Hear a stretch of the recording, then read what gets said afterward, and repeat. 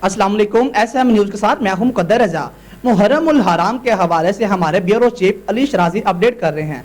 जी अली, बताइएगा इस वक्त क्या सूरत हाल है, अज़ादराने हुसैन कितनी बड़ी तादाद में मौजूद हैं? जी बिल्कुल, इस वक्त हम मौजूद हैं मरकज़ी इमाम बारगाह गुलिस्तान मार्फत में।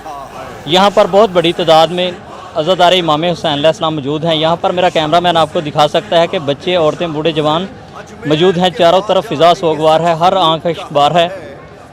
यहाँ पर लोग हज़रत इमाम हुसैन अलैहिस्सलाम से इज़हार मोहब्बत और अक़ीदत के लिए आते हैं। यहाँ तकरीबन हर घर में लंगर का वसी इंतज़ाम किया गया है और हर गली कूचे में दूध की सबीलें भी लगाई जाती हैं। हर साल की तरह यह दिन बड़े अक़ीदत व एहतराम से मनाया जाता है और दूसरे शहरों की तरह ताज़िया भी निकाला जाता है, जिस पर लाखों रुपये खर्चा भी आता है। जी अली, बताइएगा कि सिक्योरिटी के हवाले से क्या इंतजाम होंगे? जी, हर साल की तरह सिक्योरिटी के बहुत सख्त इंतज़ाम किए गए हैं और यहाँ पर पुलिस की जानिब से भी फुल प्रूफ इंतज़ाम किए गए हैं और इंतज़ामिया की जानिब से भी प्राइवेट रज़ाकाराना तौर पर सिक्योरिटी के इंतज़ाम किए गए हैं।